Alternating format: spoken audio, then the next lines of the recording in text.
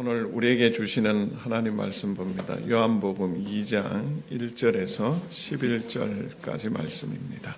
사흘째 되던 날 갈릴리 가나에 혼례가 있어 예수의 어머니도 거기 계시고 예수와 포도주가 떨어진지라 예수의 어머니가 예수에게 이르되 저들에게 포도주가 없다 하니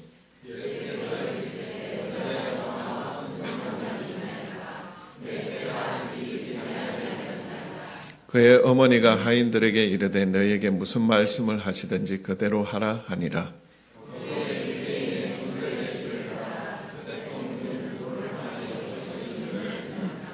예수께서 그들에게 이르시되 항아리에 물을 채우라 하신즉 아기까지 채우니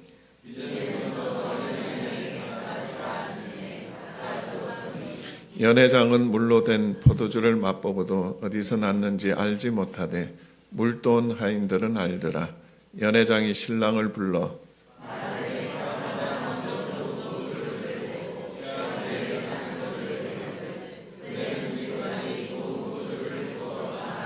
같이 봅니다. 예수께서 이 표표 갈릴리 가나에서 행 그의 영광을 나타내시매 제자들이 그를 믿으니라. 아멘. 하나님께서 이 말씀을 통해 은혜 주시기를 원합니다.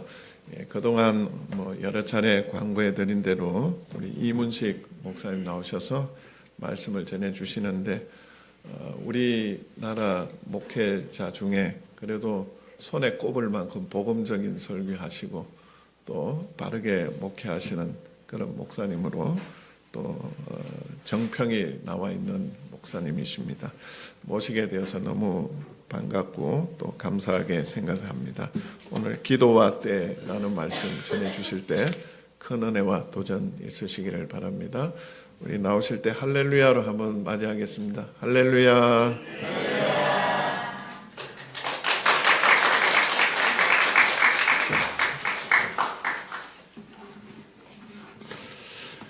이렇게 귀한 교회, 아름다운 교회 이 집회 강사로 초청해 주셔서 감사합니다.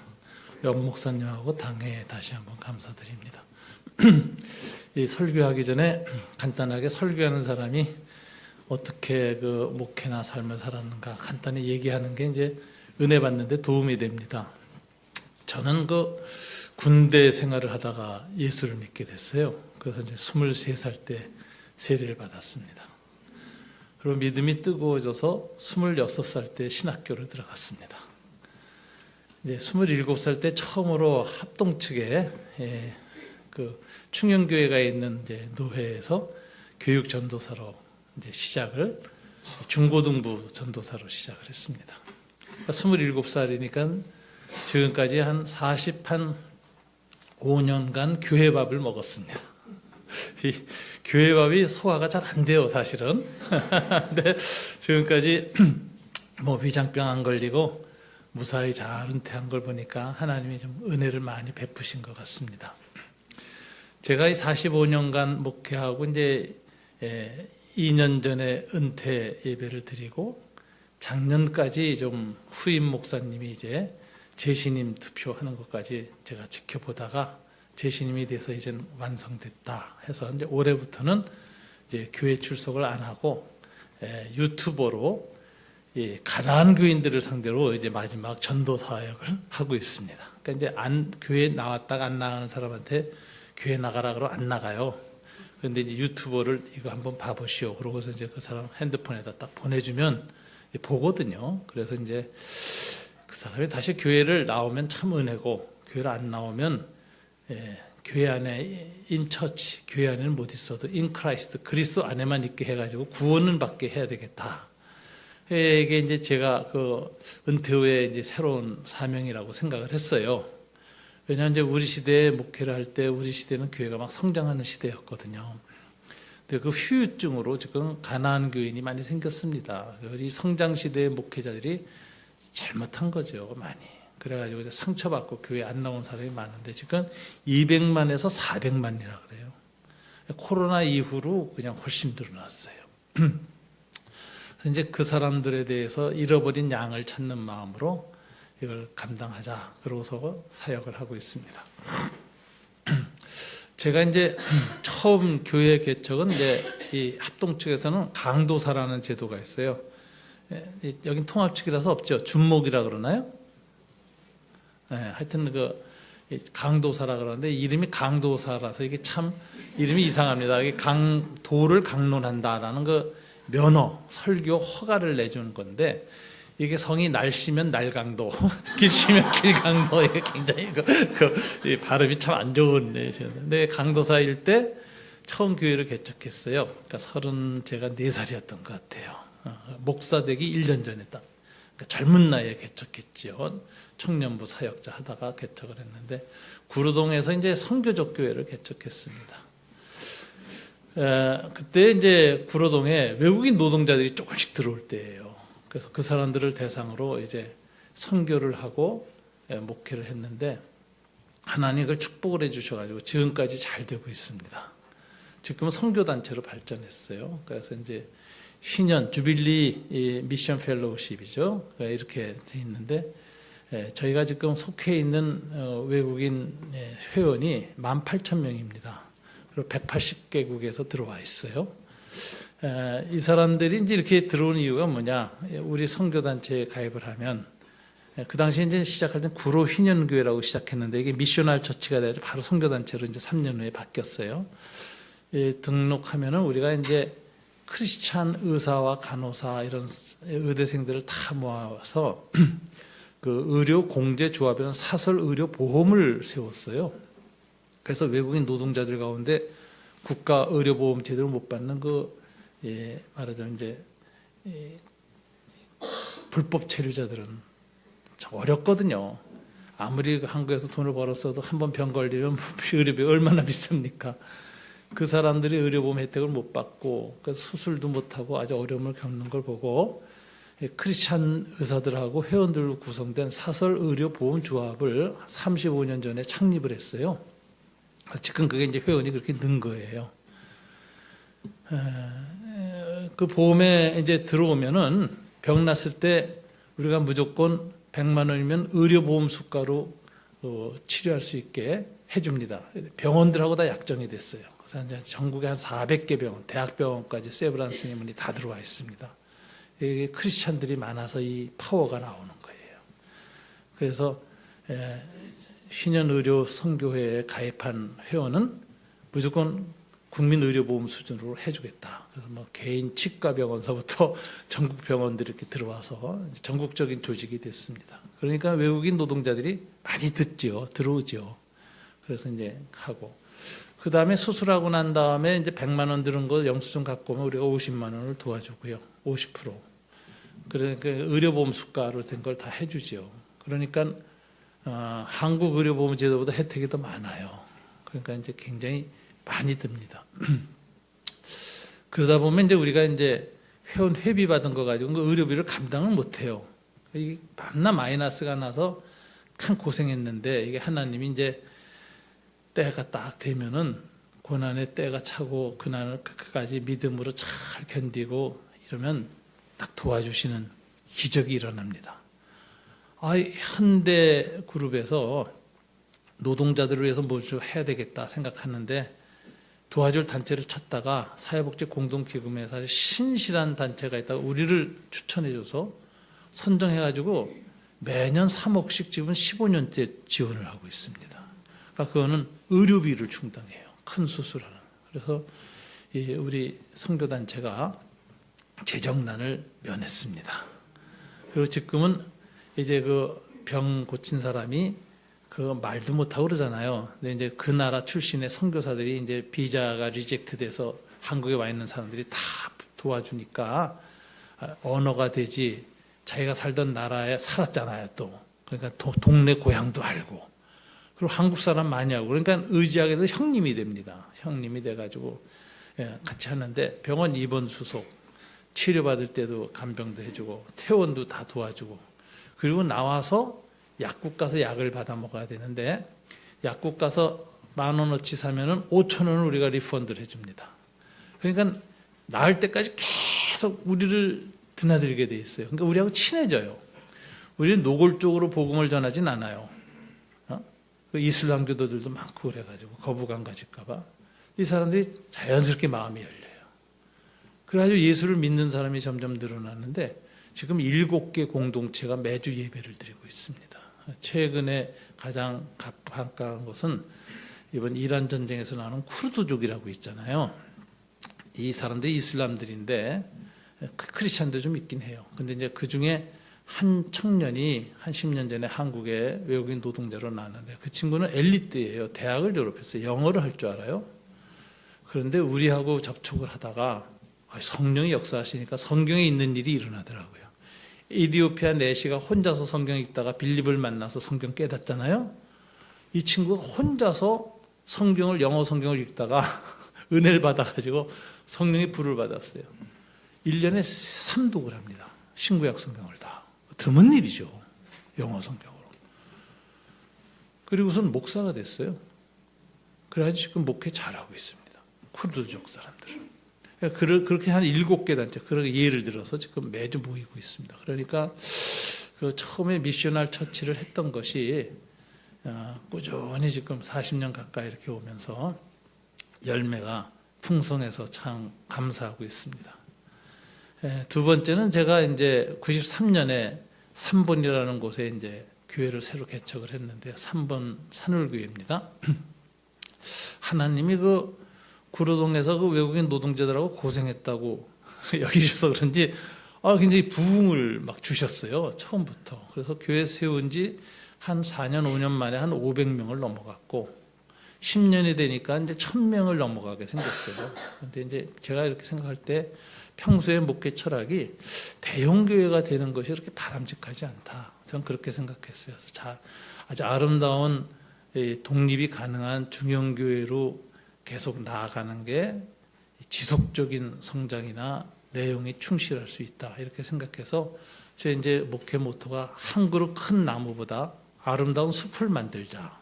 이랬어요. 그래서 우리 부목사님들을 계속해서 개척 내보내주자. 도와서. 그래서 개인이 개척하지 말고 교회가 교회를 개척하자. 그래가지고 교인들이 매달 한 10,000원씩만 이 개척 헌금을 적립하면 그땐 1000명 될 때니까 2년만 지나면 2억이 넘어요. 그거 굉장히 큰 돈이 되더라고.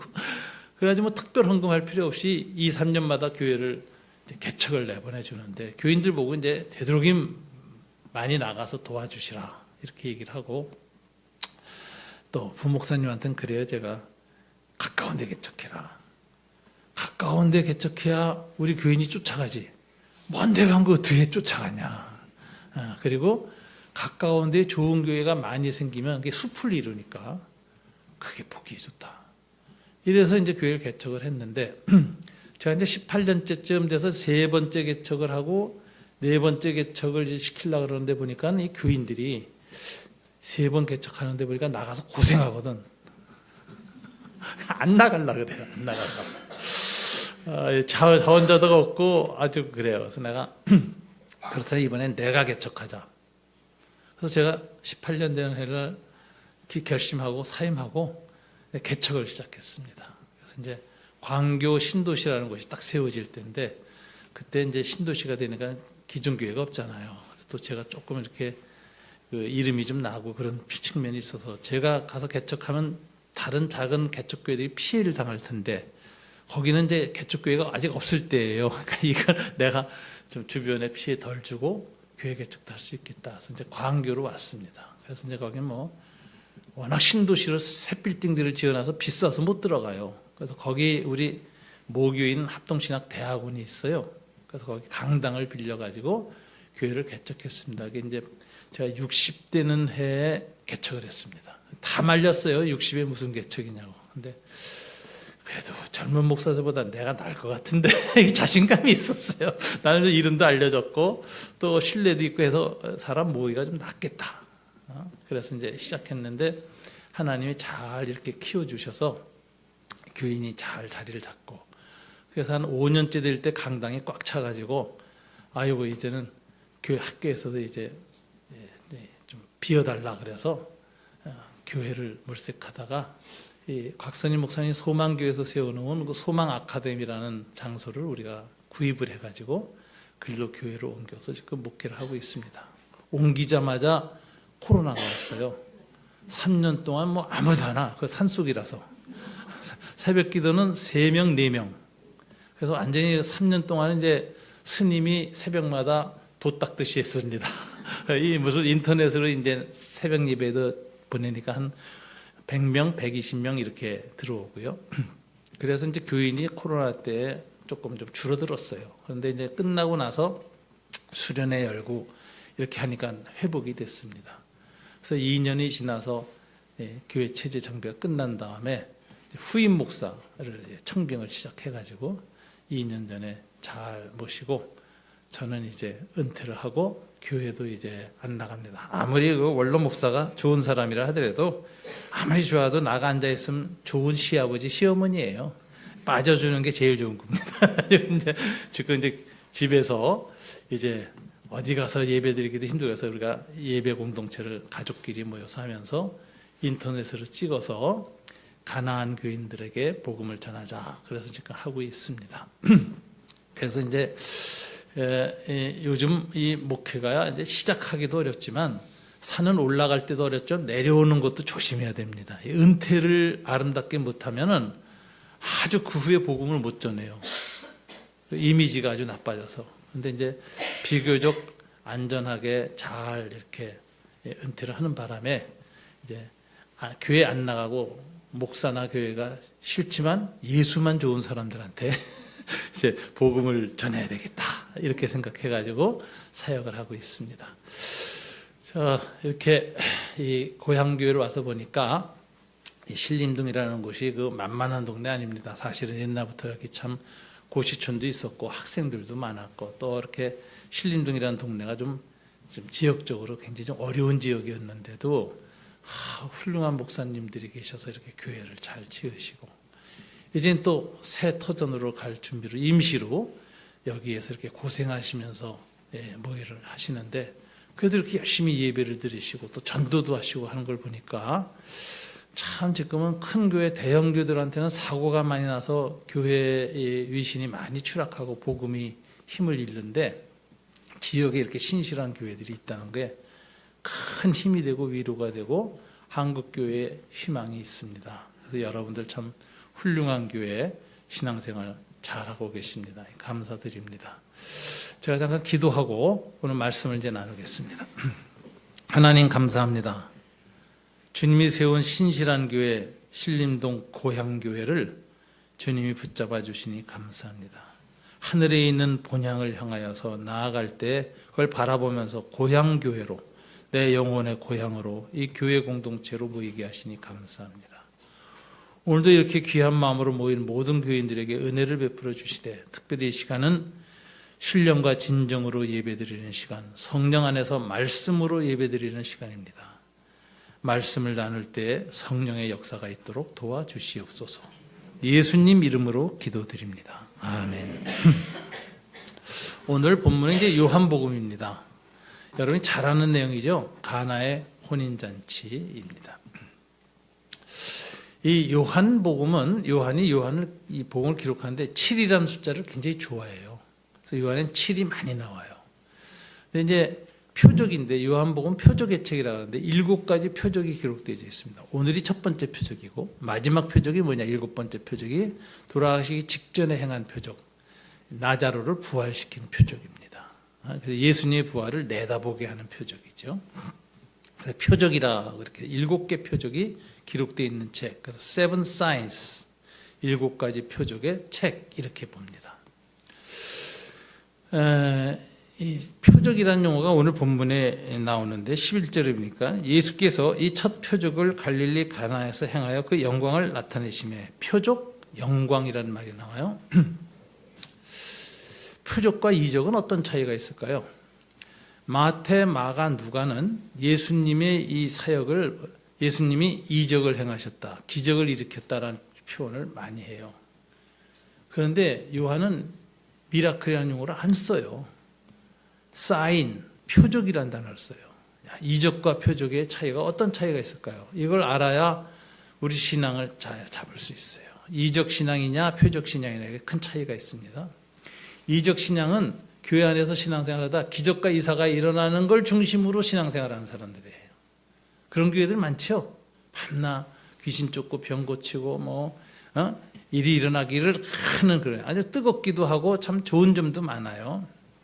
근데 이제 이적 중심의 신앙은 이적이 자꾸 일어나야만 믿음이 좋아져. 이적이 안 일어나면 식어. 그게 문제예요. 근데 표적이라는 건 뭐냐? 이적은 영어로 미라클인데 표적은 영어로 사인이에요. 둘의 차이가 뭐냐? 이적은 우리가 경험하지 못했던 일, 반복할 수 없던 일이 터지는 게 이적이거든요. 그래서 이적이 일어나면은 사람들의 반응이 이 마태, 마가, 누가에 보면 무리들이 다 크게 놀라더라 이렇게 돼요. 놀라면 놀라. 왜? 경험하지 못한 게 터지니까 놀래죠. 와 하는 거예요. 그런데 표적은 달라요. 표적은 놀람이 반응이 아니에요. 이적은 놀람이지만 표적을 행할 때에는 오늘 본문에 나오는데 사람들의 반응이 믿음이에요. 예수께서 이 첫 표적을 갈릴리 가나에서 행하여 그의 영광을 나타내심에 제자들이 그를 믿으니라. 그래서 마태, 마가, 누가에서는 예수님 이적 앞에서 많은 무리들이 놀라더라. 귀신 쫓을 때 놀라고 병 고칠 때 놀래고 오병이어 행할 때 놀래더라 이렇게 돼 있는데 놀래면 예수 믿는 사람이나 안 믿는 사람이 다 똑같이 일으키는 반응이에요. 그런데 믿음이라는 건 놀란 다음에 놀람으로 끝난 게 아니라 복음을 깨닫게 되는 거예요. 복음을. 그 이적을 통해서 하나님이 나타내 주신 메시지가 있어요. 그 메시지를 깨닫고 믿는 거야. 그러니까 이적보다는 표적이 훨씬 좋은 신앙입니다. 그래서 표적 신앙이 생기면 이적은 한 번, 두 번만 일어났어도 그 이적을 통해서 나타난 하나님의 메시지를 깨닫게 돼서 복음을 깨닫게 돼서 평생 신앙생활을 꼿꼿하게 잘해나갈 수가 있어요. 그래서 예수님이 갈릴리 가나에서 이 첫 표적을 행하심에 그 표적을 통해서 영광이 나타나셔요. 주님의 빛이 확 찌는 거예요. 영광이란 말은 글로리, 빛이거든요. 거룩한 빛이 영광이에요. 거룩한 빛이 확 찌니까 사람들이 흑암 속에 있고 죽어가던 사람들, 하나님을 모르던 사람들이 어둠 속에 있던 사람들이 그 빛을 쬐면서 예수를 믿으니라. 그래서 표적, 영광, 믿음, 이게 표적 신앙의 특징입니다. 여러분, 이적 신앙이 좋아요? 표적 신앙이 좋아요? 표적 신앙이 좋은 거예요. 영광이 나타나고 믿음이 생깁니다. 그래서 이적은 그냥 영어로는 미라클이라고 쓰고요. 표적은 사인은 미라클 더하기 미닝, 의미. 그 이적 속에 들어있는 의미를 깨닫게 되는 거예요. 이거는 주님이 성령의 빛을 비추지 않으면 못 깨달아요. 그 성령의 빛, 영광을 보게 되고 그리고 믿음이 생긴다. 이게 이제 표적 신앙의 특징입니다. 이 표적이 요한복음 모두 7번 기록되어 있어요. 자, 이 7이라는 숫자가 굉장히 중요합니다. 그런데 이 요한은 오늘 이 첫 번째 이적을 기록하면서 2장 1절에 보니까 다른 복음서 기자들하고는 달리 날짜를 기록해요. 사흘째 되던 날 갈릴리 가나에 혼인이 있어. 이렇게 돼요. 사흘째 되던 날. 요한은 왜 다른 복음서 기자들하고는 달리 날짜를 기록할까? 다른 복음서에는 그 날짜 기록이 없어요. 근데 요한만 날짜를 세우고 있어요. 그럼 이게 사흘째 되는다는 게 언제부터 사흘째인가? 우리 1장에 보시면요. 1장 19절 이후에 유대인들 앞에 갑자기 세례 요한이 나타납니다. 그래서 예수님을 소개해요. 소개하는 자인데 그는 내 뒤에 오시는 분인데 나는 물로 세례를 주지만 그분은 성령으로 세례를 주실 것이다. 그래서 내 뒤에 오시는 이, 영어로는 coming on 이렇게 돼요. 내 뒤에 오시는 이로 딱 소개. 이게 첫째 날 사역이에요. 그래서 이튿날 29절 이후에 보면 주님이 예수님을 제자들을 모아놓고 세상죄를 지고 가는 하나님의 어린 양이다. 이게 두 번째 날이에요. 셋째 날에는 35절 이후에 보면 또 이튿날 요한이 거기 제자 두 사람과 함께 있더니 그래가지고 두 제자에게 예수님을 정확하게 소개하니까 두 제자가 예수님을 쫓아가서 믿는 장면이 나와요. 이게 셋째 날이에요. 그럼 넷째 날은 언제냐? 1장 42절에 보니까 이튿날 예수께서 이렇게 되는데, 이제는 이 무화과 나무 앞에서 기도하고 있던 나다나엘을 만나는 장면이 나와요. 그래서 나다나엘한테 내가 지금 야곱의 사다리 그 묵상을 하고 있고 거기에 천사가 오르락내리락 하는 장면을 묵상하고 있는데, 내가 바로 인자 위에 천사가 오르락내리락 하는 걸 보리라, 이런 말을 해요. 이거 굉장한 계시거든요. 야곱의 사다리를 예수님은 스스로 인자라고 해석하셨어요. 하늘에 올라가는 사다리는 나다. 그리고 그 위에 하나님의 임재가 있다, 천사들이 있다, 이렇게 얘기를 해요. 그래서 구원의 길이 예수뿐이라는 걸 얘기 나다나엘한테 하신 거예요. 그게 모두 넷째 날입니다. 그런데 오늘 본문에 보니까 그 일이 있고 나서 사흘째 되던 날, 그러니까 이게 며칠째죠? 예수님의 등장? 7번째. 이게 7이라는 숫자를 아주 의도적으로 기록합니다. 그럼 요한은 왜 이렇게 7이라는 숫자를 강조할까? 여러분, 요한은 이게 하나님의 창조의 7일, 첫 창조할 때 7일 만에 온 세상을 창조하셨잖아요. 그것처럼 예수님이 세상을 복음으로 새롭게 거듭나게 하는 새로운 창조를 시작하시는데, 그 창조의 완성이 가나의 혼인잔치의 이적이에요. 이적을. 요한은 2시부터 일요일 저녁 6시까지 안식 후 첫날인데 새벽에 부활하셨어요. 부활은 7일째 되는 날, 오늘날 주일이죠. 주일날 하셨는데 평생의 예배는 안식일에서 드리셨어요. 사도행전도 보면 바울이 복음을 전할 때 보면 사도들이 다 유대인 회당에 안식일날 들어서 복음을 전했습니다. 그래서 쫓겨나고 그러죠.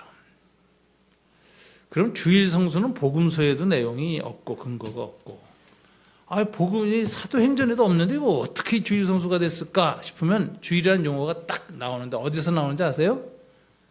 요한계시록에 나옵니다. 요한계시록을 보면 사도 요한이 환상을 계속 봐요. 그죠? 밤모섬에 갇혀서. 근데 그때 언제 환상이 나타나냐? 주의 날에. 헤메라 투 큐리우라고 하는 헬라어, 주님의 날이라는 단어가 그때 쓰여져요.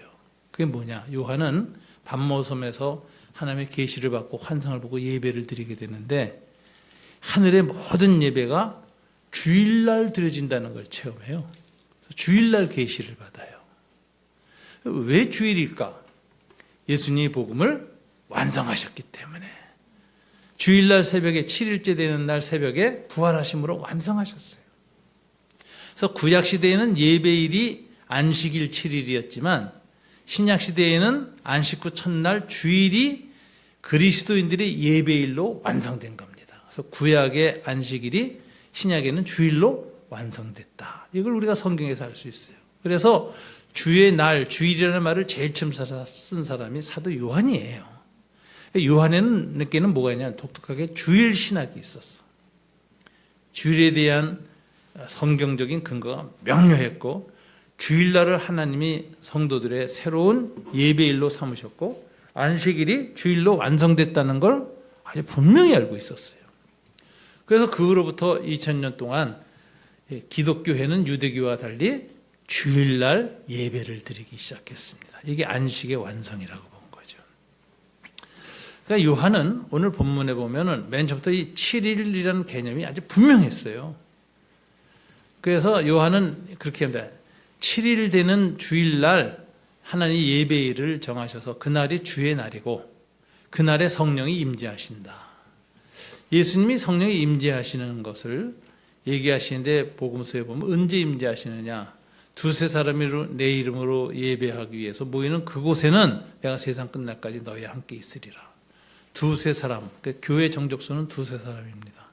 여러분 한 200명 이상 모여 계시는데 이미 100교회가 모인 거예요. 옛날 초대교회로 본다면. 두세 사람 정족수인데 주님의 이름으로 모이면 주님이 그 자리에 임하겠다 그랬어요. 임재라는 게 굉장히 중요한 겁니다. 하나님이 세상을 창조하셨잖아요. 피조물이죠. 근데 피조물 속에 창조주가 들어간다는 게 이게 굉장히 신비한 일입니다. 여러분 어떻게 생각하세요? 이 비유를 들자면 여러분이 커피를 만드셨어.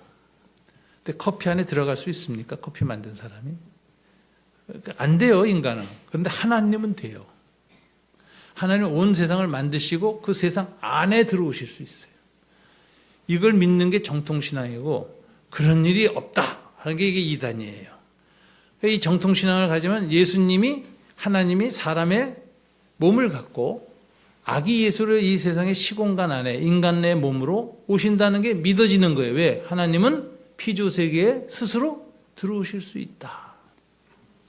이걸 주님의 임재라 그럽니다. 시공간에 임재하신다. 특별한 시간과 공간에 주님이 탁 임하시는데 이 조건이 두세 사람이 주님의 이름으로 모이는 거예요. 그러니까 그 모임이 카타콤, 지하, 묘지에서 모이던 카페에서 모이던 여러분들의 안방에서 모이던 상관없어요. 이 건물 지하에 모이던 상관없이 두세 사람이 주님의 이름으로 모이는 곳에는 주님이 약속하셨어요. 내가 세상 끝날까지 너희와 함께 있겠다.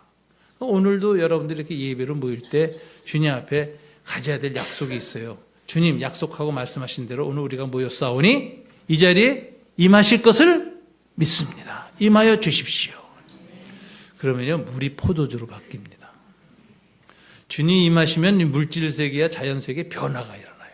하나님의 개입이 일어나면서 창조적인 일이 일어나요. 그래서 이적이 일어나고 변화가 일어납니다. 이게 이제 7일마다 일어나는데 여러분 특별히 7일이 예배일이 됐는데 여러분 지금 전도 집회도 생각하고 전도 작성자들도 이름을 적었잖아요. 전도하기가 참 어렵습니다. 그죠? 해보면 작성해놓고 기도해도 잘 안 나오는 경우가 많아요. 그리고 나와도 한번 나와주고 안 나와 다시 그런 일이 많아요. 그래서 전도가 힘들다고 낙심을 많이 하는데 사실은 전도가 굉장히 쉽습니다. 이게 여러분 말이나 뭐 신앙 실력이나 간증으로 다 설득해가지고 예수 믿게 만들면 힘들어요. 그 사람 예수 안 믿을 이유는 내가 예수 믿을 이유보다 훨씬 많어. 안 받아들여요. 그런데 주님의 임재가 탁 일어나면 이 사람이 순식간에 변해요. 물이 포도주로 바뀐 것처럼. 이게 주님의 임재라는 거예요. 그러면 안 믿는 사람을 예수 믿게 만들려면 제일 좋은 방식이 뭐냐? 주님의 임재가 있는 곳에 데려오는 거야. 주일날 이 예배 시간에 데려오는 거예요. 그래서 전도보다 더 중요한 게 인도입니다. 인도. 교회로 인도해. 예수 사람 믿는 사람들이 모이는 곳에 데려와. 그리고 그 사람들이 모인 곳에 주님의 임재가 일어나기를 기도하면서 그 사람이 들어와 있어. 그 사람이 이제 그 모임이 오잖아요. 근데 주님의 임재가 탁 일어나면 그 사람이 느낍니다. 인간은 영적인 존재라서 귀신이 임하면 무당집에 가서 으스스하고 주님이 임하면 이상하게 마음이 편안해지고 거룩해져요. 그게 주님의 임재, 영적 임재. 이걸 우리가 늘 생각해야 돼요.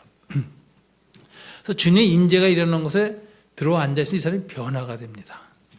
우리가 이제 예술을 보면요. 예술을 하는데 바이올린 연주나 피아노 연주를 하는 거 보면은 그 CD나 그 유튜브 통해서 얼마든지 듣고 할 수 있어요. 그러나 현장에 가서 R석, A석, B석, C석 해가지고 돈 내고 가잖아요. 왜 그럴까요? 유튜브나 CD로 듣는 거, USB로 듣는 것보다 현장에서 들을 때만 오는 독특한 영향력이 있기 때문에 그렇습니다. 이걸 예술 그 철학자 한 사람이 정의했는데 아우라라고 말했어요. 많이 들어봤죠? 아우라가 있다. 특별한 시공간 안에 연주하는 사람이나 듣는 사람이 같이 모였을 때 연주할 때 연주하는 사람의 있던 감흥 있잖아요. 감흥이나 이런 것이 그 시공간 안에서 특별한 인격적 관계를 맺는 사람을 통해서 전파되는 영향력이 있다는 거예요. 이건 아주 독특한 겁니다. 그래서 이 아우라는 CD로 못 담아요. 테레비로 못 담아요. 유튜브로 못 담아요. 아우라를 느끼려면 돈 내야 돼. 그리고 제일 아우라를 많이 느낀 장소가 R석이야. 비싸. 그렇게 해서 이제 예술적 감흥을 느끼는데 예술조차도 연주자와 청중 사이의 인격적인 공감을 통한 영향력이 이렇게 중요한데 성령의 아우라는 어떠냐 이거죠. 성령의 아우라. 하나님이 임재하셔서 거룩한 감화 감동을 일으킬 때 예술가를 믿음으로 바라보고 깊이 공감하는 사람들한테도 영향이 큰데 예수 믿는 사람이 그 하나님에 대한 믿음을 가지고 성령의 임재를 생각하면서 성령님이 역사할 때는 그 주시는 감화와 감동이 큽니다. 이게 성령의 감동이라는 거예요. 그래서 믿어져요. 믿음이 생겨요. 그 감동을 통해서 하나님의 영광이 나타나요. 거룩한 빛이 비쳐요. 그리고서는 변화되는 거예요. 물이 포도주로 변한 것처럼. 고구마는 생고구마가 저절로 쪄버려. 전자레인지에 들어간 거 똑같은 거야. 그냥 익어버려. 그러니까 예수 안 믿는 사람을 믿게 하려면 여러분들이 애쓰고 설득하고 잘해주고 뭐 간증하고 가르치고 이런 것도 중요하지만 그보다 더 중요한 것은 성령의 임재가 있는 장소로 데려오는 거예요. 그래서 임재를 체험하게 되는 거예요. 이걸 뭐냐면 being feeling이라고 그래요. 존재 감각. 딱 와서 앉았는데 이상하다. 신이 있는 것 같아? 안 믿는데도 그 느낌이 오는 거야. 영적인 감각이 생기는 거예요. 그전에는 하나님에 대한 감각이 없어. 난 귀신도 안 먹고 하나님도 안 믿고 아무것도 안 믿어 하던 사람이야. 그러니까 이 감각이 아주 무감각이야. 근데 성령이 역사하시면 감각이 생겨요. 하나님의 거룩한 빛이 착재면 이상하게 하나님에 대한 신인식 능력이 생겨요. 하나님이 있는 것 같아요. 계속 쬐면 어떻게 될까요? 고구마가 익습니다. 그러니까 전도는 쉽게 하세요. 무조건 데려와. 안쳐만 나.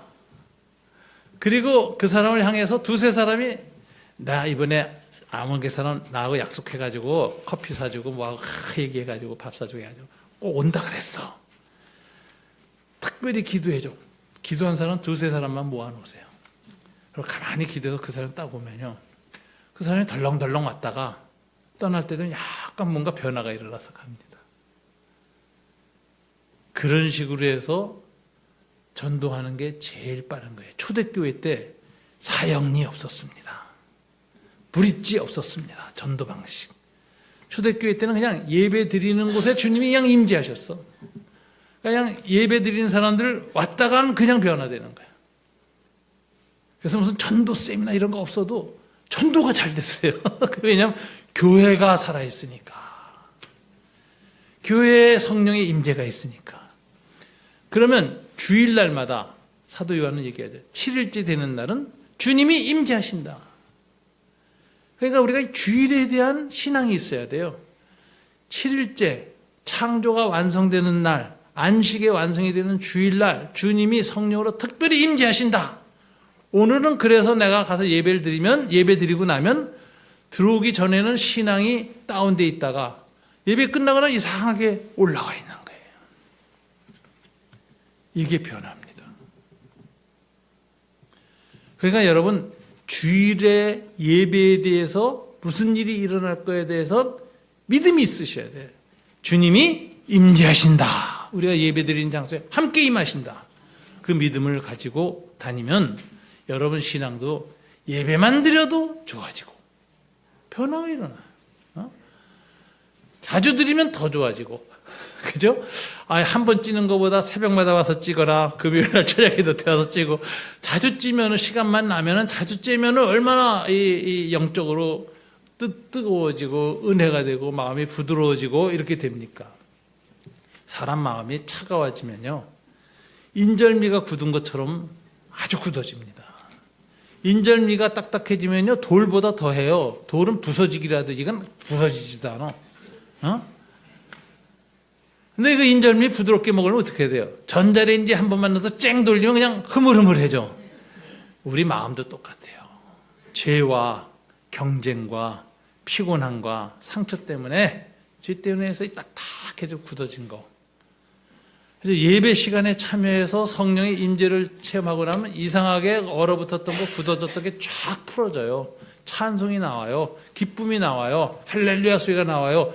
맨 처음에는 복음송 앞에 인도를 아주 잘 은혜롭게 하시는데 이렇게 성령이 충만해서 인도를 딱 하는데 맨 처음 구경만 해. 따라 부르지도 않아. 그런데 시간이 지나면 열심히 따라 불러요. 감동받아가지고. 그러니까 여러분 7일째 되는 날, 이게 주일날 예배 공동체로 이 7일을 지키면서 예배에 자주 참여한다는 게 신앙생활에 얼마나 큰 유익이 있는가, 이거 우리가 오늘 깨달아야 됩니다. 이게 오늘 보면 첫 단어예요. 사흘째 되던 날. 이 믿음을 가지세요. 주님 임재하십니다. 자, 사흘째 되던 날 갈릴리 가나라는 지역에 혼인잔치가 열렸는데 예수의 어머니가 거기 계셨다 그래요. 그래서 초대교회 전설은 예수님의 어머니 쪽 친척이다, 결혼식이다 그랬어요. 예수님과 이제 이종사촌간이겠죠. 근데 예수와 그 제자들이 홀레 청함을 받았다. 이 당시 유대인들은 결혼식 날 랍비를 부릅니다. 근데 예수님이 이 당시에 이제 첫 랍비로 드디어 등장하신 지 얼마 안 돼요. 제자들과 함께 이제 이 갈릴리 지역에서 첫 사역을 시작하셨는데, 이 소식을 듣고 친척들이 예수님과 그 제자들을 부른 거예요. 가서 있었어요. 그런데 이 예수의 어머니가 이제 예수님의 친척집 잔치라는 걸 알 수 있는 건, 예수의 어머니가 이제 부엌에 들어가서 일을 했던 거야, 보니까. 있는데 이 잔치가 갑자기 아주 막 흥이 나고 노래가 나고 마당에서 막 축제가 벌써 그냥 좋은데 갑자기 싸늘하게 식어가는 한 구석이 생겼어요. 뭐냐면 주방 안에서. 위기가 왔기 때문에 그래요. 포도주가 떨어졌어요. 탈무드에는 결혼잔치는 언제 끝나냐? 포도주가 떨어질 때 끝난다, 이렇게 돼 있어요. 그런데 예상보다 빨리 떨어진 거야. 그러니까 포도주 준비가 덜 됐거나 손님이 너무 많이 온 거죠. 그러면은 잔치가 끝납니다. 그래서 이렇게 해서 잔치가 잘못해서 준비 부족으로 파행이 일어나면, 이 당시 혼인은요 개인의 결혼이 아니에요. 오늘날도 결혼식은 두 가문의 축제잖아요. 옛날에는 시촌, 시로 이루어진 집단 마을이기 때문에 마을의 공동체 행사야. 근데 그 행사를 할 때에는 옆마을에서도 다 오거든. 근데 이걸 준비를 잘못해서 파행이 되면은 공동체가 망신을 당하는 거예요. 아, 이 마을은 도대체 어떻게 이렇게 잔치를 준비해? 그래서 이 연회는요, 이 연회가 잘 진행되기 위해서 경험이 많은 사람이 이끌어가는, 주도합니다. 연회장이라는 특별한 제도가 있어요. 연회장. 연회를 이끌어가는 사람. 이 사람이 연회가 잘 준비가 안 돼가지고 파행으로 끝나면 잔치 끝나고 나서 이 혼인 가주들을 크게 야단맞고 신랑 신부도 야단맞고 아주 보통 일이 아닙니다. 그러니까 이 잔치집에서 포도주가 끊어져 간다 하는 이 상황은 위기 상황이에요. 여러분, 우리는 우리 인생이 모두 축제가 되기를 원합니다. 늘 풍성하고 늘 기쁘고 늘 사람이 부글부글하고 온 식구가 행복한 이런 공동체가 우리 인생이 되기를 원하지요. 그래서 다 축제의 삶을 살고 싶어 합니다. 그런데 만만치 않아요. 위기가 항상 있어요. 축제의 삶이 갑자기 근심의 삶으로 바뀝니다. 왜? 포도주가 떨어지기 때문에. 많은 사람이 인생을 축제로 삼기 위해서 포도주를 저마다 준비합니다. 어떤 사람은 돈을 열심히 모읍니다. 돈의 포도주 넉넉히 준비했으니까 늘 잘 살 수 있을 거야. 어떤 사람은 그보다 더 중요해 건강이다. 건강의 포도주도 준비하는 사람이 있어요. 또 관계의 포도주. 이 인생에서는 돈이나 건강보다 인간관계가 좋아야 돼. 둘을 친구들 많이 생기고 주변 사람들하고 자주 모이고 해서 이런 사회적 관계를 만들어 놓은 그런 포도주도 있어요. 그런데 여러분, 인간이 아무리 준비를 해도 인생은 사는 중에 어느 날 그 준비한 포도주가 떨어질 때가 있습니다. 이게 위기예요. 그래서 기쁨이 근심으로 변합니다. 건강 아무리 잘 챙겨놨으면 뭐해요? 어느 날 갑자기 암이 생기는데, 그죠? 운동 열심히 했는데도 암 생겨요? 암은 80%가 우연이라 그러죠? 유전자 문제이거나 우연이라 그래요. 후천적인 노력 갖고 100% 못 막아내는 게 암이에요. 이란 유도탄 같아. 이거 막기가 힘든 거예요. 그러니까 인생은 갑자기 근심이 다가옵니다. 그러니까 저와 여러분도 보면 축제의 삶이 되기를 원하지만 원하지 않았던 위기가 찾아올 때가 많습니다. 그 위기를 어떻게 극복해야 될까요? 오늘 예수의 어머니 마리아가 그걸 잘 보여줍니다. 누구한테로 갔죠? 예수님께로 갔어요. 이게 특이한 사건입니다. 오늘 본문에 보면 예수의 사도들조차도 아직 예수를 안 믿을 때예요. 그죠? 예수의 제자들이 믿었다. 언제 믿었어요? 첫 표적을 행하고 가나 혼인잔치가 끝나고 난 후에 처음 사도들이 신앙을 가졌어. 그러니까 사도신경에 나오는 사도적 신앙 고백을 나오기 전에 유일하게 믿은 사람이 누구냐? 예수의 어머니 마리아였던 거야. 예수의 어머니 마리아는 남달리 사도들보다 먼저 믿음이 있었어요. 그래서 예수의 어머니의 믿음을, 마리아의 믿음을 사도적 신앙을 잉태한 믿음, 뭐 이렇게도 표현해요. 첫 믿음이라고 해요.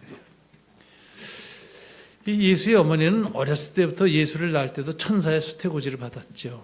그래서 많은 고난이 따르겠지만 주의 뜻대로 이루어지이다. 그걸 받아들였어요. 잉태했어요. 애가 태어났어요. 그러자 베들레헴 목자들이 찾아와서 성령이 나타나서 이제 천사가 나타나서 자기네들이 고한 일을 얘기했어요. 다른 사람 다 기이 여겼지만 예수의 어머니 마리아는 이 모든 것을 마음에 두었더라. 그러니까 예수님과 관련된 예언이나 일어난 현상을 항상 마음에 두어가지고 예수님에 대한 남다른 믿음이 있었어요. 비록 자기의 태로 태어난 아이고 젖먹여 키운 아이지만 이 아이는 하나님이 보낸 사람이다. 그리고 메시아다. 언제 메시아 사역을 시작할지 모르지만 남다른 기대와 믿음을 가지고 예수님을 바라봤기 때문에 단순히 모자 관계를 넘어선 더 위대한 관계, 신자와 메시아 사이의 관계가 이미 형성되어 있는 게 이 마리아였어요. 그래서 부엌에서 일하다가 포도주가 떨어져서 큰 위기가 닥쳐서 다들 당황해서 얼굴이 사색이 됐는데 유일하게 놀라지 않고 이 문제를 해결하실 분이 저 밖에 앉아 계시다. 그래서 나와서 예수님이 나와서 이렇게 말을 합니다.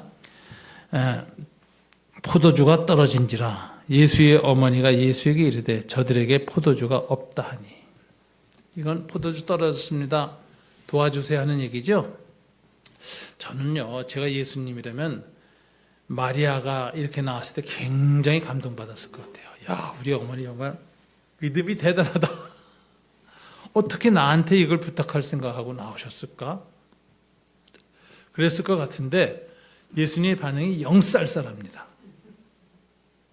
뭐라고 대답하셨느냐? 4절이죠. 예수께서 이르시되 여자여 나와 무슨 상관이 있나이까? 내 때가 아직 이르지 아니하였나이다. 여기서 이제 맨 처음에 호칭을 어머니한테 여자여라고 불러요. 그리고 동양 문화에서 보면 아주 잘못된 태도입니다. 이거 그잖아요. 부르지. 근데 이제 이거는 이제 그리스어를 연구해 보면 달라요. 이 구네스라는 단어를 썼는데 여자요. 이건 여자에 대한 극존칭입니다. 그래서 이게 쓰여진 예가 나오는데 그 그리스어니까 그리스 문헌에 나오는데 시저가 이집트를 쳐들어갔을 때 이집트 왕녀인 클레오파트라가 시저를 만나서 양탄자 담요에 말려서 들어옵니다. 그래가지고 닭 양탄자 선물을 했는데 거기서 클레오파트라가 나타나죠. 그런데 클레오파트라를 보고 반해가지고 시저가 클레오파트라 왕녀잖아요. 나중에 파라오가 돼요. 뭐라고 부르냐면 구네스라고 불러요. 그러니까 여성에 대한 굉장한 존칭을 한 거예요. 그러니까 예수님이 어머니한테 구네스, 여자여라고 한 건 굉장한 존칭입니다. 그러니까 오해하지 않으셔도 됩니다. 근데 이게 문제가 뭐냐? 존칭은 썼는데 3인칭이에요. 그러니까 타인이라는 거죠. 내 어머니, 우리 어머니 이러질 않아요. 그죠? 싹 잘라고 여자여 라고 3인칭을 딱 써요. 존경하지만 거리두기야. 관계 인정을 안 해요. 그러니까 뭔가 이게 좀 싸늘하죠. 존경하면서지만 거리는 딱 둔다. 그러면서 나와 무슨 상관이 있나이까 이래요. 이건 무슨 소리죠? 상관없는 일이다. 지금 포도도 떨어진 게 나하고 무슨 상관이냐. 주님이 개입하겠다는 게 개입 안 하겠다는 거예요. 개입 안 하겠다. 딱 거절입니다. 그러면서 거절의 이유를 말하죠. 예수님이. 근데 이게 이해하기 힘든 말이에요. 뭐라고 해요? 내 때가 아직 이르지 아니하였나이다. 이거 참 이상한 말입니다. 이게 무슨 말이지? 아마 난 이 당시 예수님 어머니 맞이해도 무슨 말인지 못 알아들었을 거라고 생각해요. 왜냐하면 내 때라는 용어가 요한복음에 모두 7번 나와요. 그러니까 요한은 7이라는 숫자가 중심이에요. 7번 나오는데 전부 언제 쓰였느냐? 예수님이 십자가에 죽으실 때를 가르치는 데가 내 때야. 주님은 항상 자신이 십자가에서 피 흘려 죽으시면서 인류 구원을 완성할 때를 항상 의식하고 사셨어. 항상 그때를 생각하고 사셨어. 그래서 이제 이 때라는 단어가 마지막 나오는 게 요한복음에 그 대제사장의 기도라고 돌아가시기 전날 밤 제자들에서 기도할 때 아버지여 드디어 때가 이르렀나이다. 아버지께 영광을 돌릴 때가 이르렀습니다. 이래요. 아버지께 영광을 돌릴 때 하나님의 계시가 빛이 확 인류에게 비칠 때 하나님의 사랑의 빛이 가득 인류에게 비칠 때가 이르렀나이다. 그 말은 십자가에 죽기 전날 밤의 한 말이거든. 예수님이 내 때라는 건 전부 십자가의 죽음, 복음의 완성. 이걸 이제 엔다는 거예요. 그러니까 예수님이 여기서 이제 여자여 나와 상관이 없습니다. 왜냐하면 그 일은 내 때 주님의 십자가의 영광과 주님의 죽으심과 부활과 하고 아무 연관이 없기 때문이다. 내 때가 아니기 때문입니다. 이렇게 말하는 거예요. 그러니까 주님의 표적은요, 사람의 먹을 것, 입을 것, 필요한 부족한 것을 채우기 위한 차원에서 일어나지 않는다라는 걸 주님이 얘기하는 거예요. 나와 상관이 없다. 그럼 항상 주님은 우리들이 뭐 아우성치고 부르짖고 뭐 죽겠다 그러고 달라 그러고 막 몸부림치면은 주님이 그냥 늘 채워주는 분이다. 이렇게 생각하면 그 기복주의 신앙이라 그래요. 무당 종교하고 똑같은 거예요. 근데 하나님의 이적은 그런 차원에서 일어나지 않는다라고 주님이 딱 잘라 말하는 거죠. 나와 상관이 없다. 그럼 주님의 이적은 언제 일어나냐? 주님의 필요가 있을 때 일어나는 거야. 사람의 필요가 아니야. 하나님의 때에 일어나는 거야. 아직 주님의 필요, 주님이 그 이적을 들어줘야 할 때도 안 일어났고 하나님의 필요도 아직 채워지지 않았어. 내 때가 아직 이르지 않았습니다. 딱 얘기해요. 자, 여기에 이제 우리 그리스도인들이 고민이 생깁니다. 우리가 뭔가 주님 앞에 기도하고 간구할 때 이루어질 때가 우리는 항상 내 스케줄에 맞춰서 일어나길 원해. 하나님, 내일인데 내일 꼭 이거 이루어져야 됩니다. 내일 복권 당첨일이다. 꼭 이루어주세요. 이러기 쉬운 게 인간이에요. 복권만이 아니죠. 모든 일에 보면 우리가 우리 스케줄에 있고 그 시간에 여기 이루어져야만 문제가 해결된다고 생각하고 꼭 그때 이루어지기를 간절히 부르짖을 때가 많습니다. 근데 우리가 딜레마에 빠지는 건 내 때하고 하나님의 때가 다른 거예요. 시차가 있어. 내 때, 하나님의 때. 이게 멀면 멀수록 참 신앙생활하는 게 고생을 하는 겁니다. 그 사이에는 기도응답이 잘 안 일어나. 하나님이 살아계신지 안 살아계신지 잘 모르겠어.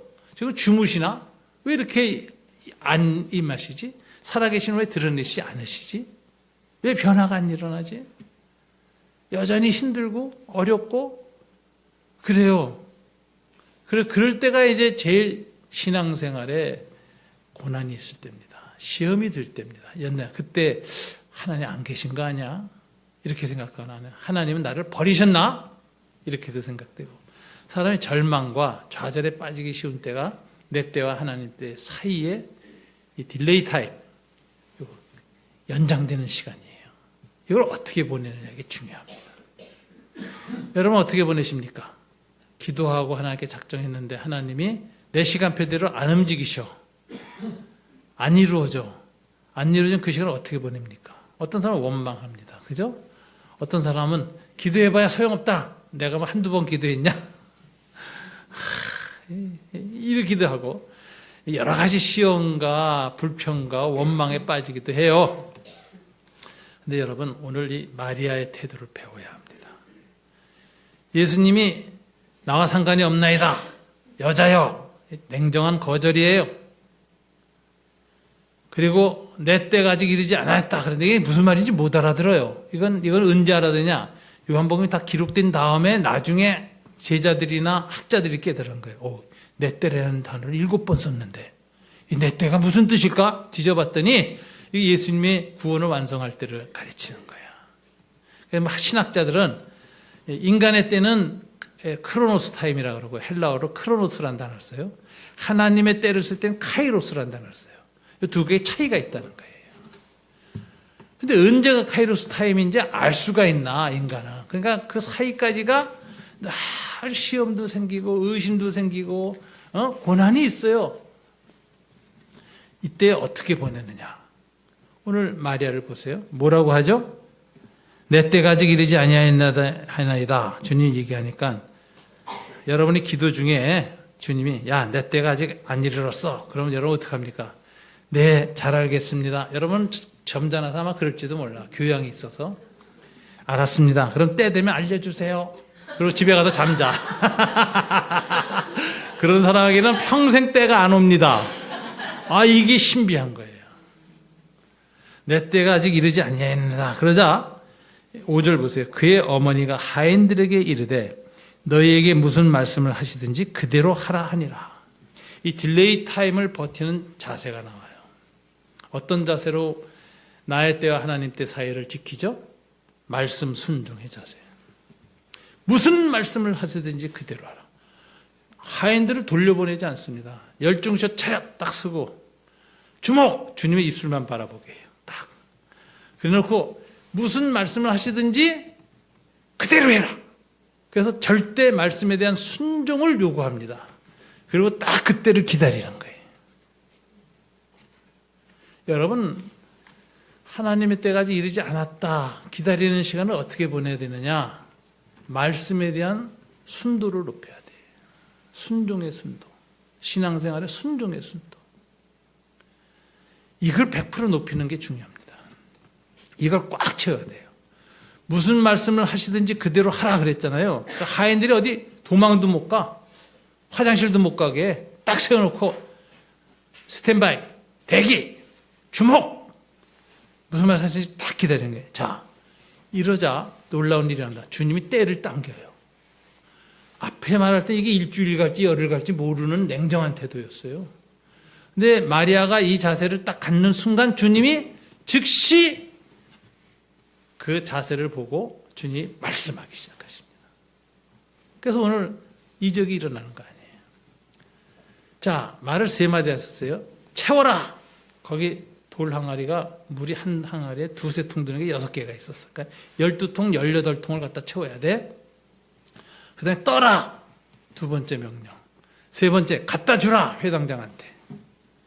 자, 무슨 말씀을 하시든지 그대로 하라 그러니까 이 마리아는 그대로 하라고 이제 째려보는 거예요, 하인들을. 하인들은 이제 이러는 거죠. 아니, 지금 포도주가 없어서 옆마을로 달려가서 포도주 빌려와야 되는데, 아니, 엉뚱하게 물을 채우려는 거야. 이거 따르기가 쉽지 않습니다. 더군다나 그 당시에 사마리아 성 같은 데 보면 우물은 항상 마을 바깥에 있었거든. 마을 갖까지 가서 12통 내지 18통 물통을 갖고 와서 항아리를 채워야 돼. 아, 이거 도대체 뭐 하는 거야? 이거 왜 물을 채우라 그래? 이해가 안 가요. 그런데도 무슨 말씀을 하시든지 그대로 하라. 그러니까 투덜투덜 대면서 채웠어. 언제 물이 포도주로 짠 하고 변했을까요? 아구까지 채움에 딱 차는 순간에 마지막 딱 차는 순간에 짱 하고 물이 포도를 바뀌는 아니에요. 여전히 물이야. 여전히 물인데 어머니가 할 때 예수님이 그랬죠. 떠라 그랬잖아요. 하인들은 떠라. 바가지를 훅 떴어. 뜨는 순간에 물이 포도주로 변했을까요? 아니에요. 갖다 주라.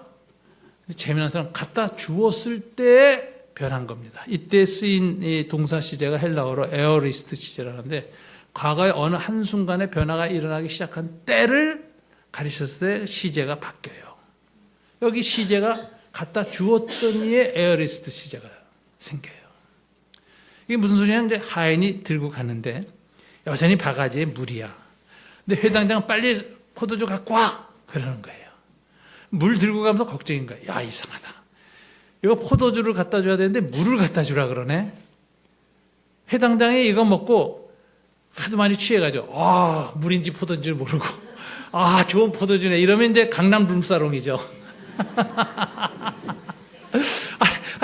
이 하인이 그러니까 이 회당장은 취하지도 않아요. 왜냐하면 그거 다 점검해야 되기 때문에. 분명히 갖다 주면 욕 바가지로 먹을 거야. 야 이놈아 술 갖고 오라 그러는데 왜 물을 갖고 와? 내가 취한 줄 알아? 우리 야단칠 거예요.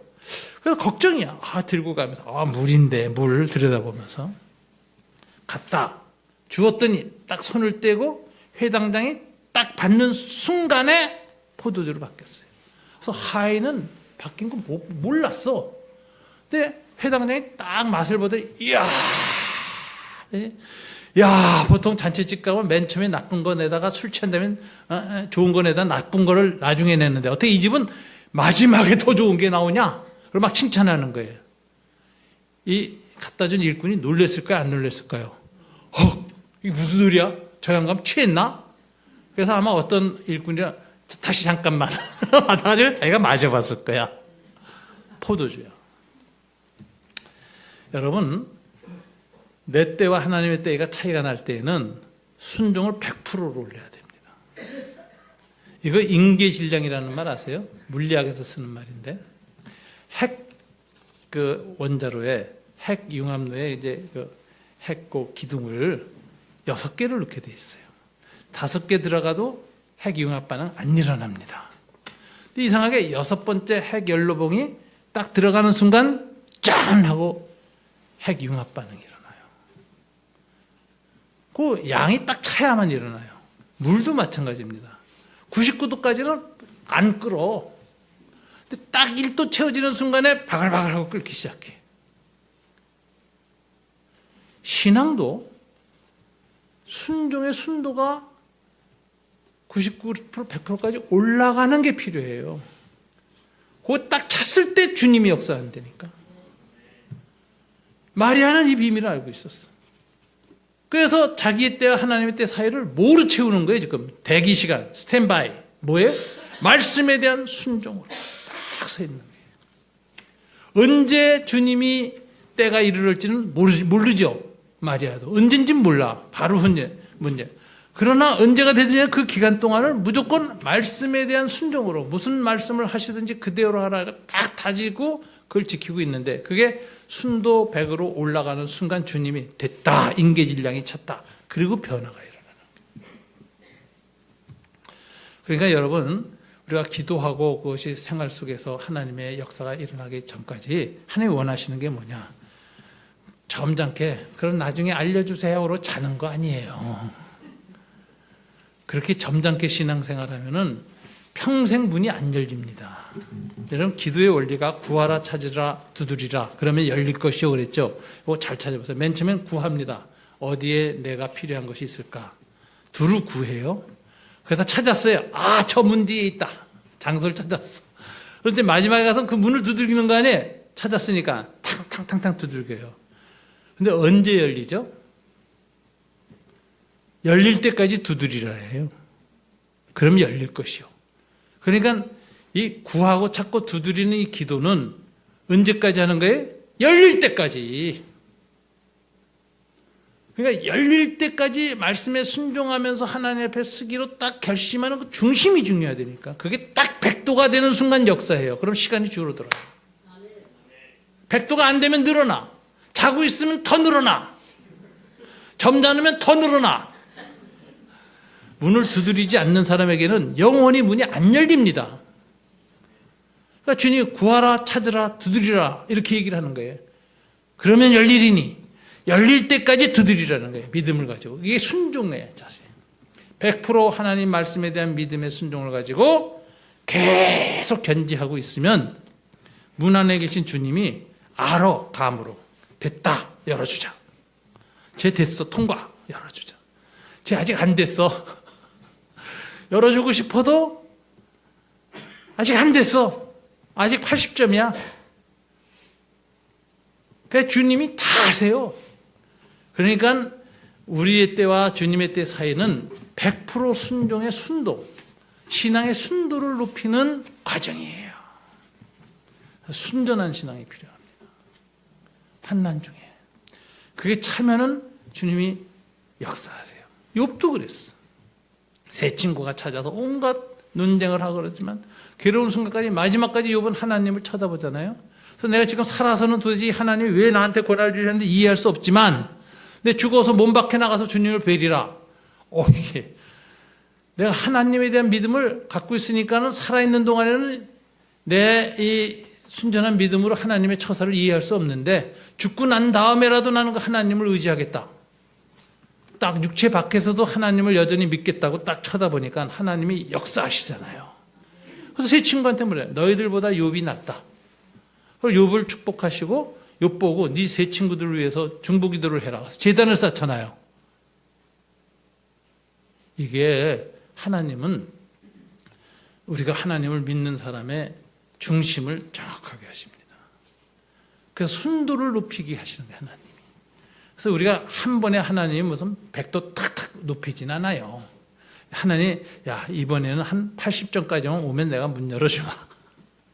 예? 80도 차면 열어주시고, 그 다음에 또 환난이 오고 또 기도하면 90도, 이렇게 해가지고 올려가시는 거예요. 하나님의 때는 사람에 따라서 다 다릅니다. 그래가지고 연단을 하시고 해서 순도를 높이시는데, 그 순도가 차야 하나님의 역사가 일어납니다.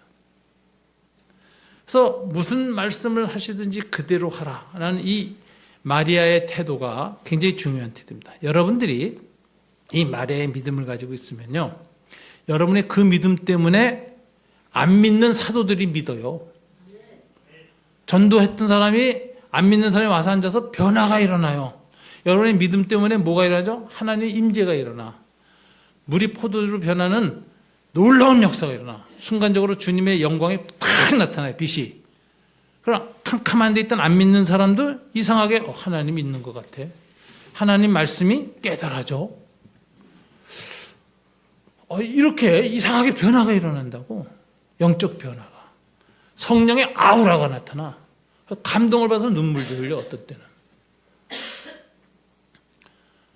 그 사람 돌아가서 내가 오늘 왜 울었지? 그래요. 그래도 이상하게 변화가 일어나요. 이게 하나님이 하시는 역사예요. 그래가지고 사도적 신앙이 생깁니다. 안 믿었던 제자들이 비로소 그때 첫 믿으니라. 사도 신앙. 사도적 신앙을 잉태하는 믿음을 누가 가졌어요? 마리아가 가졌어요. 마리아의 믿음 뭐예요? 하나님의 때가 올 때까지 어떻게? 무슨 말씀을 하시든지 그대로 하라. 순종 100%를 딱 훈련하는 거예요. 여러분들이 하나님을 의지하고 바라보는 부분이 많아요. 이건 하나님만이 채워줘야 될 때다라고 하는 그 절망감을 느끼고 사람의 방법을 안 되는 부분이 있잖아요, 항상. 그 부분을 딱 놓고 할 때 여러분 기도하세요. 그 기간은 순도 높이기입니다. 믿음의 100% 순도를 고난 중에 채워가는 거예요. 딱 되면은 주님이 원하는 순도가 오면은 됐어! 하고 탁 역사하는 거예요. 이상하게 문제가 풀려요. 해결돼요. 너무너무 기쁩니다. 저는 이제 이런 이게 뭐냐면 이제 때를 당기는 기도라는 거예요. 내 때와 주님의 때가 다른데 주님의 때를 카이로스 타임을 땡기는 기도, 땡기는 믿음, 이게 마리아의 믿음이에요. 저는 저희 어머니가 이제 한번 동남아 여행을 갔다가 발에 상처가 있는데 이제 균이 들어갔어요. 근데 그게 이제 혈관 타고 척추로 가가지고 척추를 공기시는 거야. 그러니까 허리를 꼼짝 못 뜨고 누워쉬었어.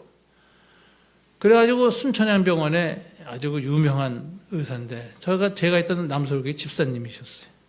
그러니까 유명한 의학 박사죠. 그분이 이제 입원을 해가지고 봐주시는데 이 균이 독특해가지고 항생제 나온 걸 다 썼는데 지금까지 안 잡힌다는 거예요. 열이 막 펄펄 끓죠. 그래서 이제 폐혈증으로 돌아가시는 거예요. 폐혈증이라는 건 피가 다 썩는 겁니다. 그러면서 저한테 마지막 하나 남았으니 기도하려는 거야.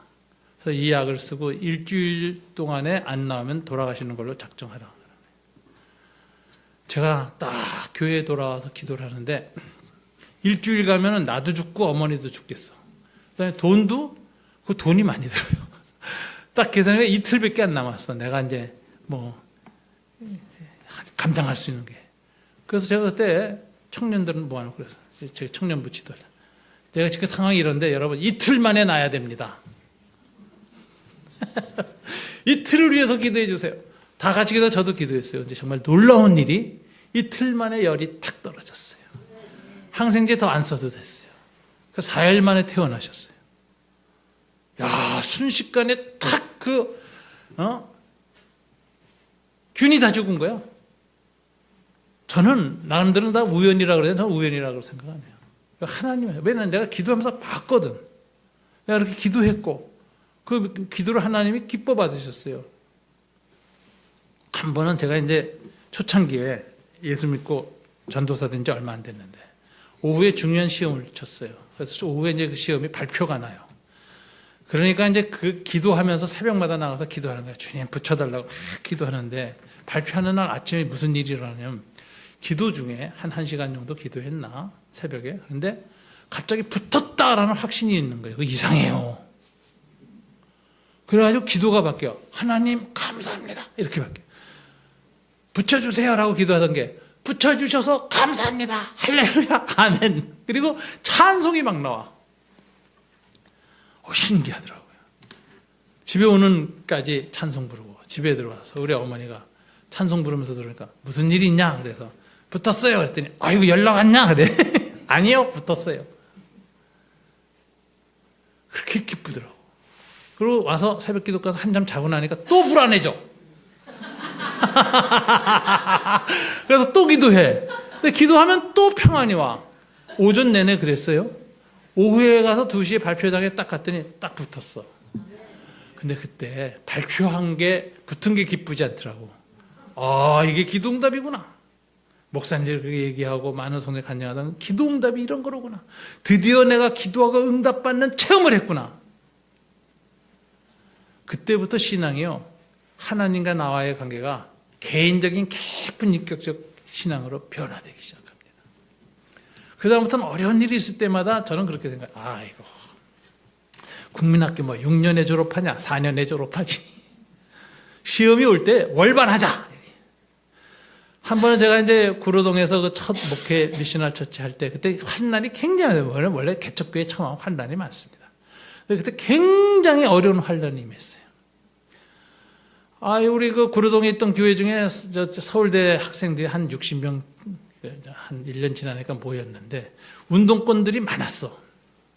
그때 이제 노태우 정권 초기니까, 광주항쟁, 6월 항쟁 지나고 나서니까 막 운동권이 확 살아 올라올 때거든. 굉장히 많았어요. 그런데 이제 그 학생들이 몽땅 잡혀갔어. 12명이. 기독교 문화노동연맹 사건이라고 해서 잡혀갔어요. 그래서 뉴스에 나오고, 우리 집도 막 나오고. 그리고 이제 저는 이제 그 가족들 다 데리고 1년 동안 이제 서초동의 법원에 가가지고 이제 무죄를 위한 이제 해서 제가 민가협 총무가 됐어요. 1년 동안 이제 그 수사한 검사들하고 이제 싸우는 거예요. 대공가하고.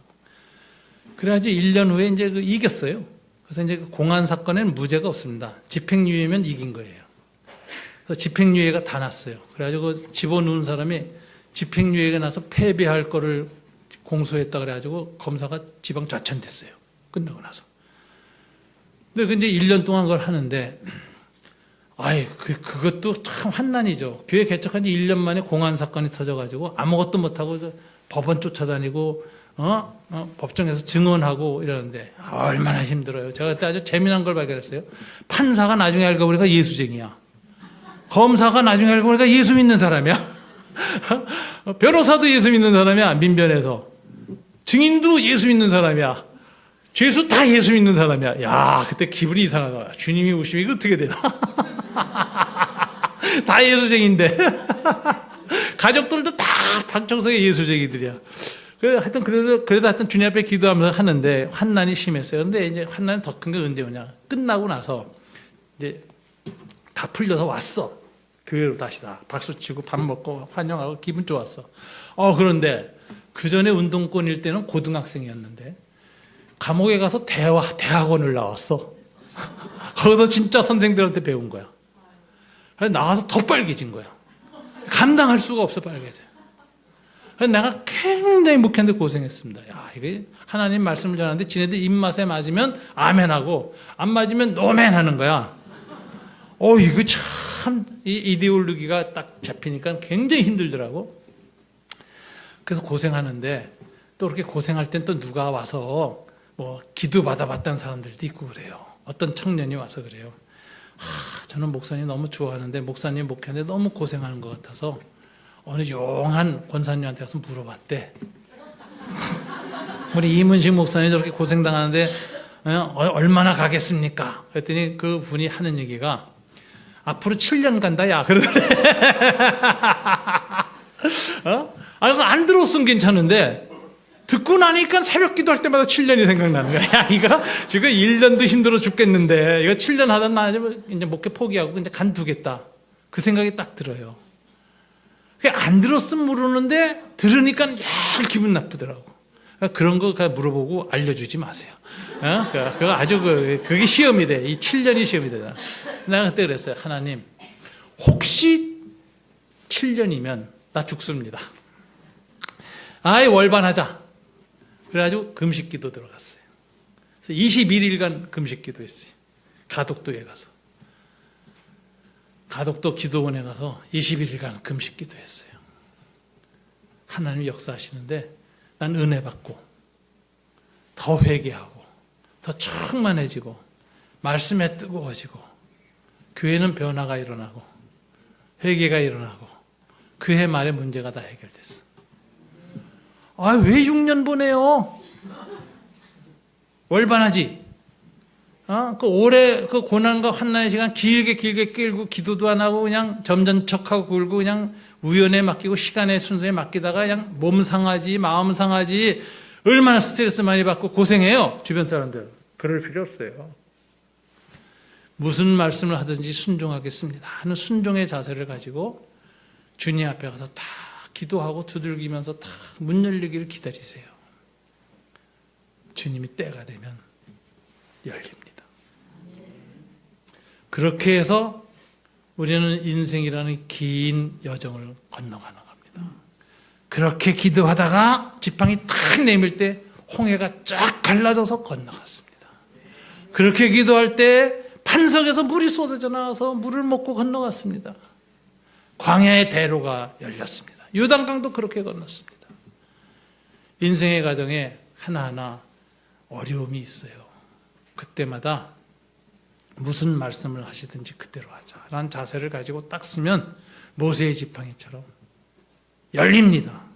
변화가 일어납니다. 그래서 주님이 첫 표적을 행하심에 이적을 일으킬 뿐만 아니라 그 이적을 통해서 예수님의 죽으심과 부활에 대한 정확한 메시아 되심의 계시를 드러내세요. 영광을 나타내세요. 메시아의 영광이 나타나요. 십자가의 영광이. 그러면 뭐예요? 믿어지더라. 믿음이 자랍니다. 믿음이 온전해집니다. 믿음이 성숙해집니다. 그래서 신앙생활 할 때는요, 나태하지 마세요. 내 때와 하나님의 때 사이를 그냥 막연히 기다리지 마세요. 그렇게 기다리는 사람한테는 영원히 때가 안 와요. 영원히 문이 안 열려요. 그러니까 뭐예요? 무슨 말씀을 하시든지 그대로 하라. 순종의 자세를 가지고 기다리세요. 그럼 예수님 보세요. 아까 말할 때는 여자여, 나와 무슨 상관이 있나이까? 내 때가 아직 이르지 아니하나이다. 기세로 봐서는 한 1년은 갈 것 같아. 근데 마리아가 그 자세를 가지고 딱 서는 순간 주님 마음이 녹아버린 거예요. 주님이 땡기는 겁니다. 바로 말씀하신 거예요. 채워라. 떠라. 갖다 주라. 갖다 주었더니 변해였더라. 그래서 예수의 어머니는 원래 믿음이 있었고 믿음이 하나도 없었던 하인이 믿어. 놀래서 피폭당한 거예요. 펑 하고 빛이. 그 다음에 사도들이 믿어. 아마 회당장도 믿었을 거예요. 연회당도. 이렇게 해서 표적을 통하여 영광이 나타나고 믿음이 생기고 전도도 되고 하나님의 일이 흥황하게 일어나는 것입니다.